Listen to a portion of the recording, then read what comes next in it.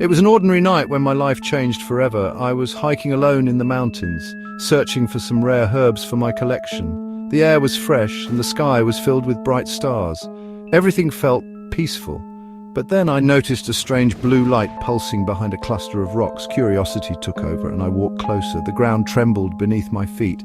Suddenly I fell through a hidden hole. I slid down a tunnel, spinning and tumbling until I landed on something soft and warm. It was like being wrapped in a blanket, but I could not see anything. My heart beat fast. I felt confused and a bit scared. After a few seconds there was a loud humming sound. The soft ground beneath me disappeared, and I found myself floating in a bright, endless space. Stars and colors danced around me.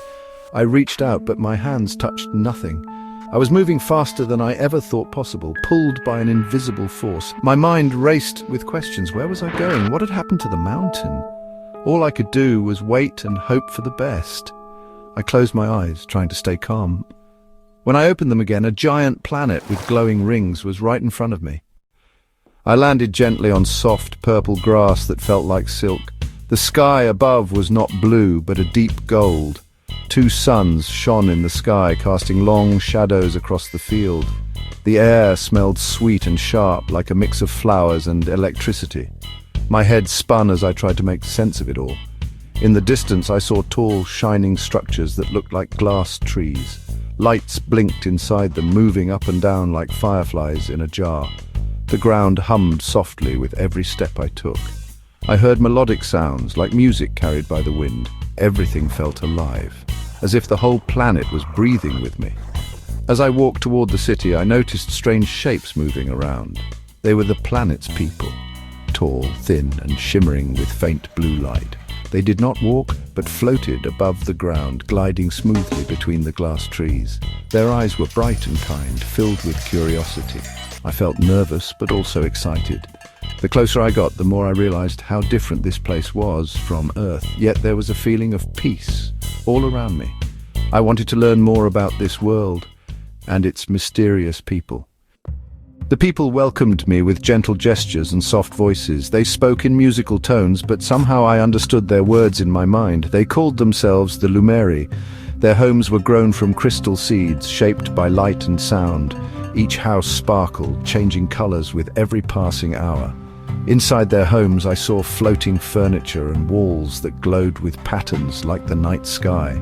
They used small, glowing stones to power everything: light, music, even the air they breathed.